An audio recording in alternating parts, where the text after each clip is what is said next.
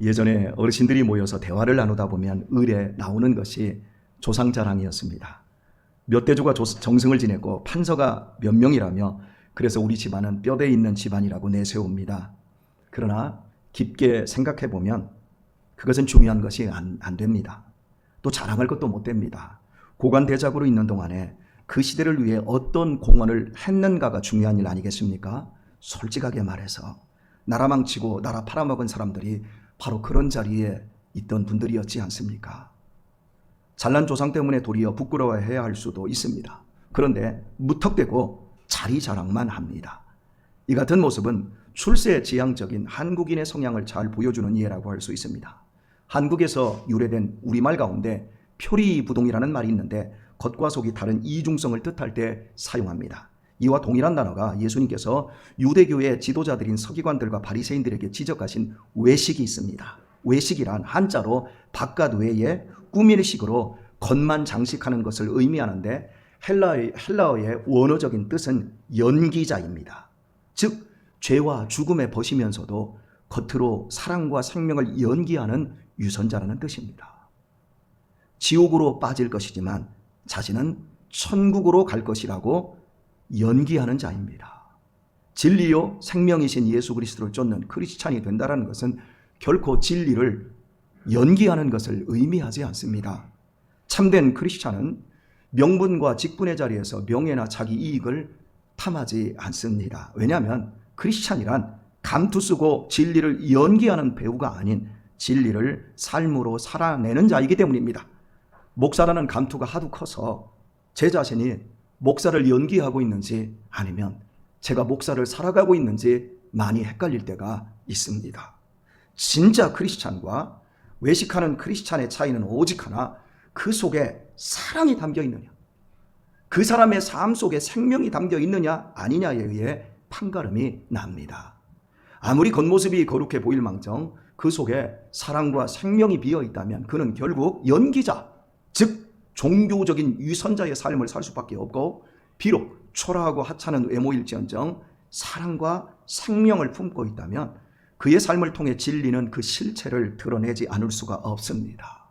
주 안에서 사랑하는 우리 교우 여러분, 우리에게 주어진 가장 큰 축복은 하나님으로부터 받을 수 있는 죄사함, 하나님의 용서입니다.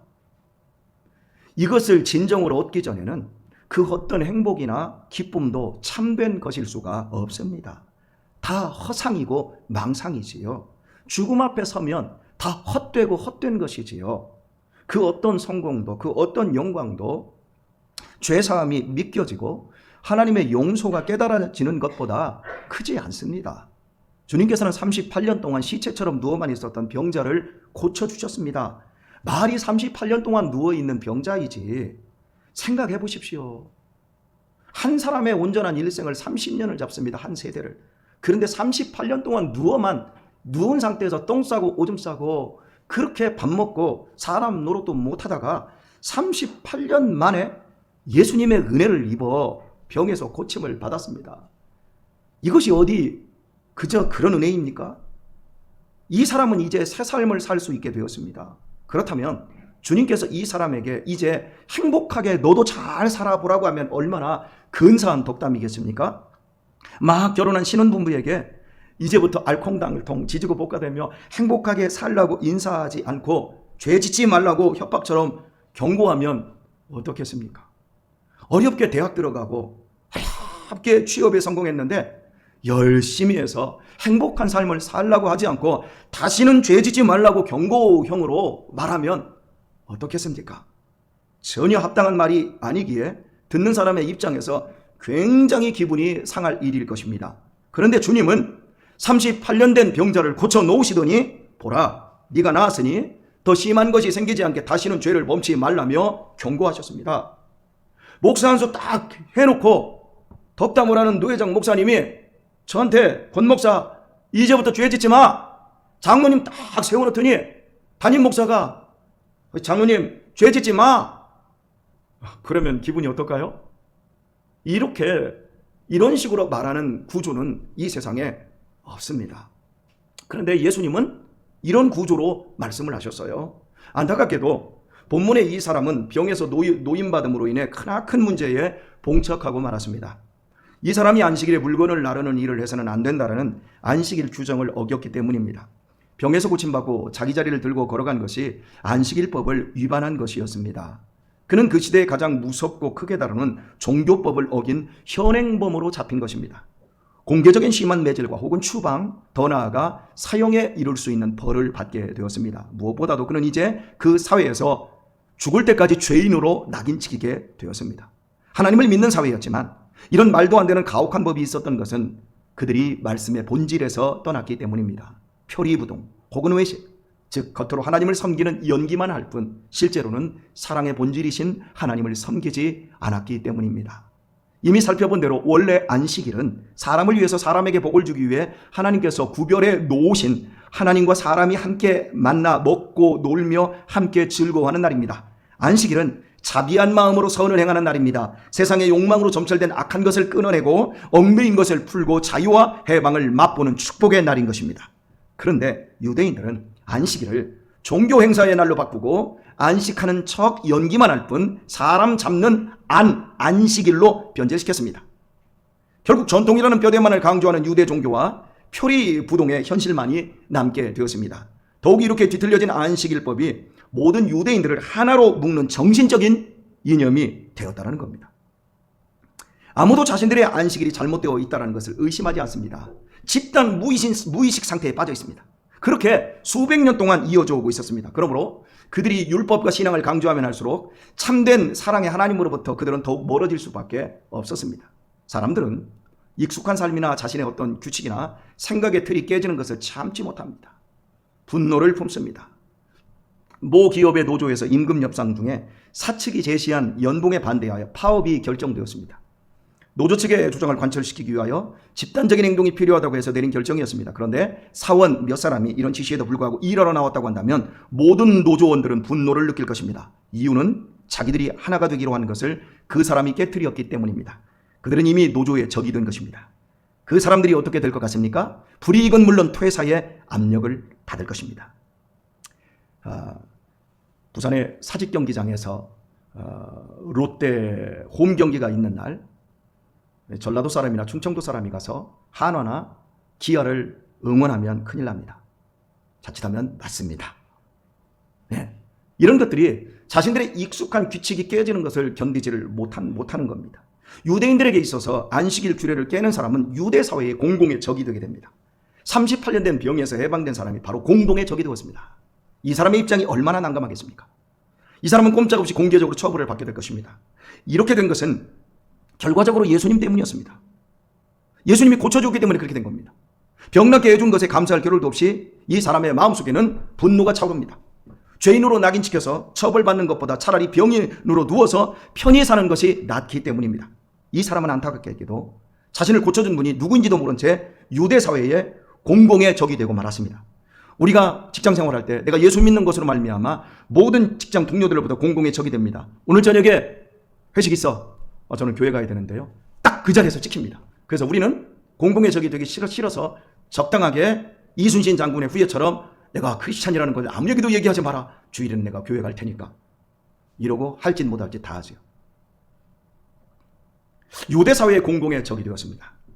바로 이런 상태에서 주님께서 그에게 다시 오셨고 그에게 말씀하셨습니다. 보라, 네가 나았으니 더 심한 것 생기지 않게 다시는 죄를 범치 말라. 예수님은 이 사람이 얼마나 지금 위험한 상태에 있는지 다 알고 하신 말씀이었습니다. 그럼에도 주님은 이 사람에게 안식일법에 저촉돼서 매를 맞든 추방되든 죽든 그것이 문제가 아니고 실은 네 죄 문제가 더 크다고 말씀하신 것입니다. 더 심한 것이 네 뒤에 기다리고 있으니 바르게 선택하라는 것입니다. 결혼했든 입시에 성공했든 취직했든 간에 그것이 중요한 것이 아니라 죄 문제가 중요하다는 것입니다. 여러분 동의가 되십니까? 살든지 죽든지 인생에게 있어서 가장 선결적인 문제는 언제나 죄라는 것입니다. 죄는 교만이 본체입니다. 죄는 내가 도둑질했느니 누굴 욕했느니 누구에게 상해를 입혔느니 이런 게 죄가 아니라요. 이건 범죄고요. 죄는 교만이 본체예요. 형이 상학적이에요. 보이지도 않아요. 교만, 내 생각과 내 감정과 내 욕망과 내 쾌락이 죄의 실체입니다. 여기에서 모든 범죄가 나옵니다. 그래서 사람은 각자 각자 자기 소견에 오른 대로 살아갑니다. 자기 생각대로 살아갑니다. 죄에 너무나 익숙해서 죄인지도 구별하지도 못합니다. 교회를 왔는데 내가 지금 죄를 짓고 있는지 안 짓고 있는지도 모르고 그냥 연기만 하는 거예요.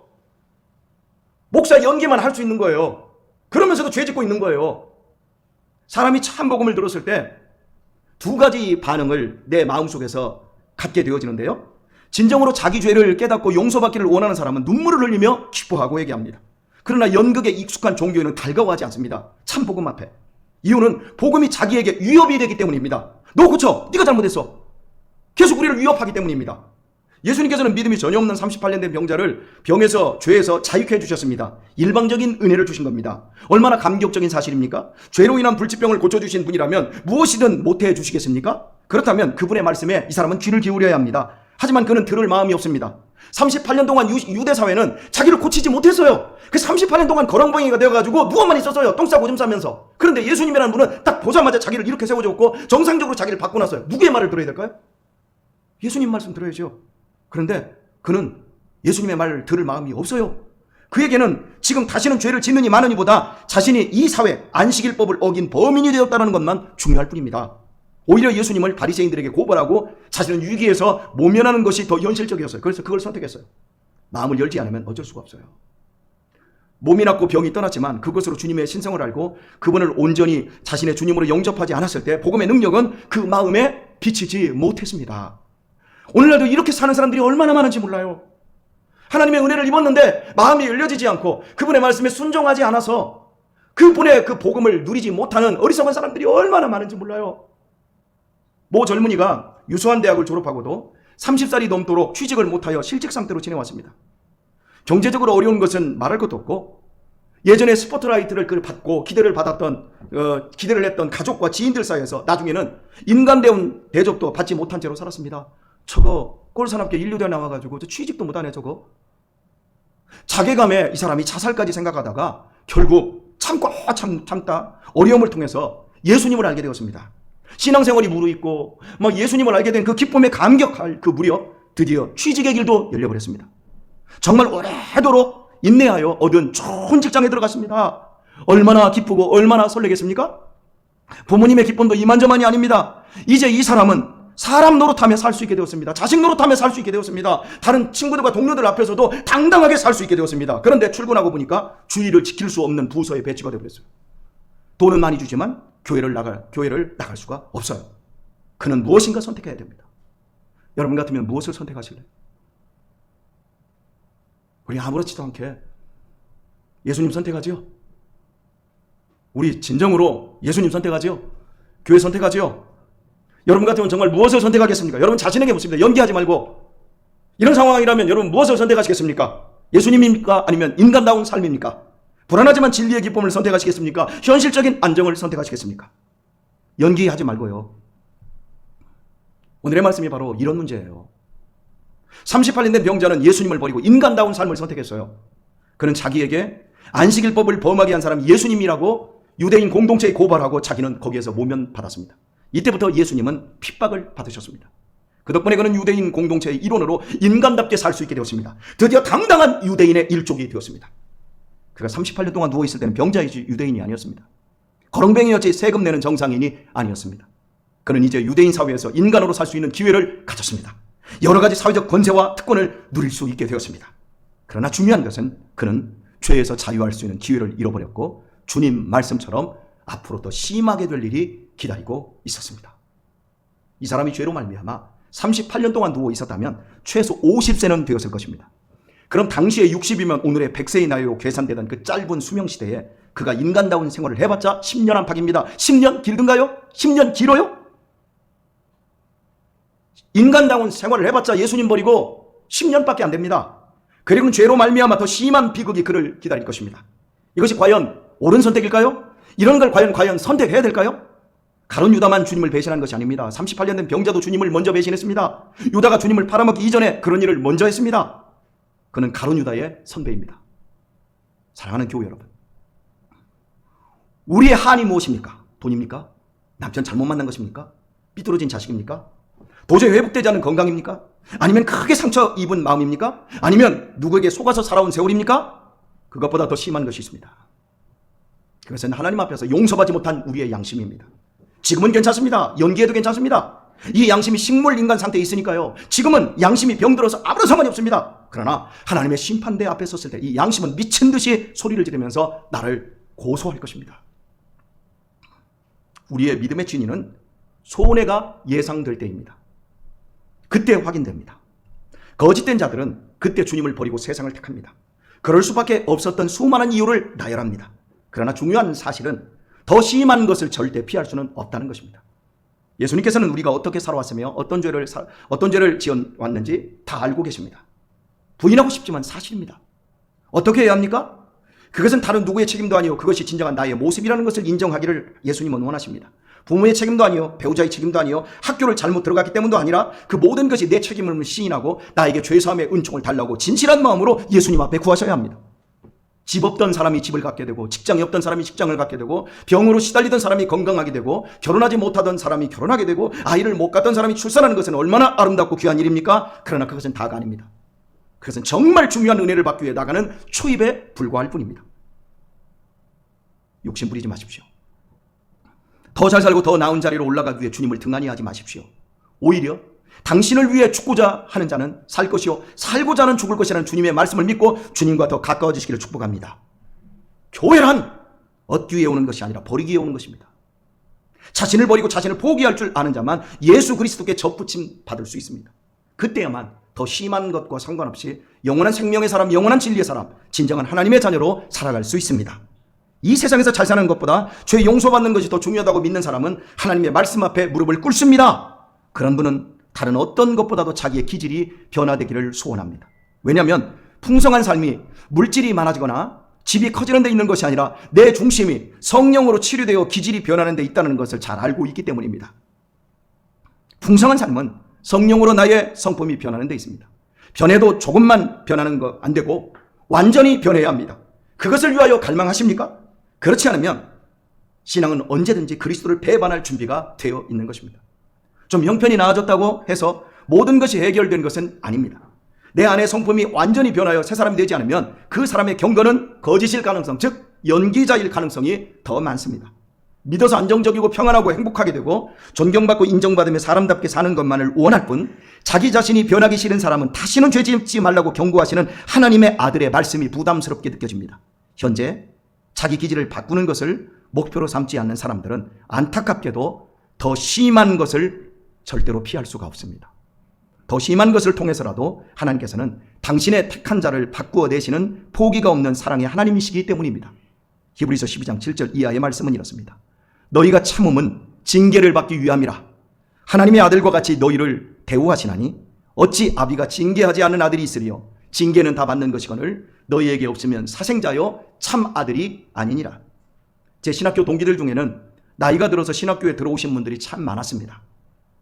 그분들은 하나님을 버리고 인간적인 삶을 살다가 혹은 진리를 연기하다가 더 심한 것이 생기신 분들이었습니다. 더 심한 것이 생긴다는 것이 꼭 나쁜 일만은 아닙니다. 우리를 깨닫게 하시는 하나님의 은총입니다. 그렇지 않습니까? 우리가 감당할 수 없는 심한 것들로 인해 우리가 예수님을 만나지 않았습니까? 더 심한 일들로 인해 진리의 말씀에 귀를 기울이며 더 깊고 넓은 신앙생활을 하고 있지 않습니까? 혹여 더 심한 것이 앞으로 생기시더라도 하나님께서 나를 사랑하셔서 허락하신 일로 받아들이고 승리하시기를 바랍니다. 예수님이 오신 것은 우리를 새로 창조하시기 위해서입니다.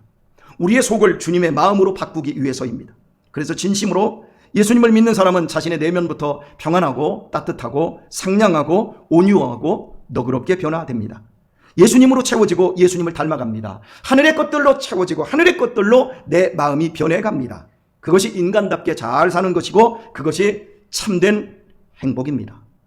저는 이번에 100년에 한 번 꽃이 핀다라는 대나무 꽃을 보고 왔습니다. 혹시 대나무 꽃 보신 분들 계십니까?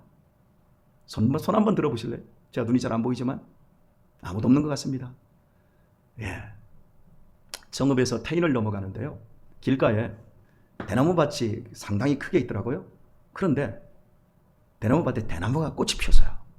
그러니까 꽃이요, 모든 꽃이 부드럽잖아요. 근데 대나무 꽃은요, 대나무 잎사귀하고 똑같이 거칩니다. 저는 꽃이 그렇게 거친 걸 처음 봤어요. 잎사귀는 대나무의 잎사귀가 하나도 달려있지 않아요. 대나무 잎사귀가 달려야 될 그 부분에 대나무 전체, 밑둥에서부터 위까지 그 가지 전체에 대나무 색깔하고 똑같은 대나무 꽃이 다 핀 거예요. 그래서 너무 신기해서 향기가 나나하고 향기를 맡았는데 향기가 나지 않습니다. 그리고 손으로 이렇게 만졌는데 얼마나 거친지 몰라요. 제가 우리 아이들에게 100년에 한 번 핀다는 대나무 꽃을 내가 53년째 살아가면서 내가 처음 본다? 니네는 횡재한 거다, 횡재. 왜? 니네들 이제 9살, 니네 이제 10대 아니냐? 제가 그렇게 이야기를 해줬어요. 그러면서 제가 설교를 준비하면서 집에 와서 이 설교를 준비하다가 갑자기 생각난 게 이겁니다. 왜 우리는 변했는데도 이렇게 거칠지요? 왜 우리는 변했다, 예수님 만나서 변했다 그러는데 우리의 마음은 왜 이렇게 썩나 있지요? 모든 꽃은 다 부들부들하고 약하고 그리고 거기에서 향기가 나고 거기에서 꿀을 내는데 그리고 그 모든 그 뒤끝에는 아름다운 열매, 그 향기롭고 그 달콤한 열매가 만들어지는데 우리 예수 믿는 사람들은 왜 예수님을 믿고 그러는데 나이가 먹을수록 그 오랜 시간들이 지날수록 어떻게 이렇게 그 꽃이 거칠고 그렇게 아무런 향기도 없는 그리스도인들이 이 세상에 이렇게 많습니까? 저는 말하고 싶습니다. 진리를 연기하기 때문이 아닌가 싶습니다. 오늘 우리 진정한 그리스도인으로서의 삶, 더 좋고 안전한 길이 어디 있는가를 다시 한번 살펴봤으면 좋겠습니다. 그래서 주님, 내가 연기자가 아니라 외식하는 자가 아니라 표리부동한 자가 아니라 자리만 탐하는 자가 아니라 주님, 나를 버리고 나를 비우고 주님을 따라갈 수 있는 진실한 주님의 제자로 죄 용서함 받고 장차 세상 떠나가는 그날에 천국으로 이사할 수 있는 믿음의 축복을 받을 수 있게 주옵소서. 오늘 말씀 맺습니다. 교회 여러분, 여기 왜 와 계십니까? 이 아침 인간적으로 출세와 건강을 보장받기 위함입니까? 사회적으로 가정의 행복이고 자식들의 번영입니까? 만약 그것이 목적이라면 정말 중요한 것은 가질 수 없을지도 모릅니다. 교회란 버리기 위해 오는 것입니다.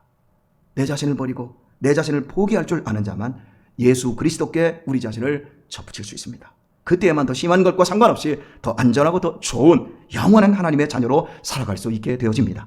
이런 풍성한 은혜가 여러분의 내면에서부터 새롭게 시작될 수 있기를 예수님의 이름으로 축원합니다.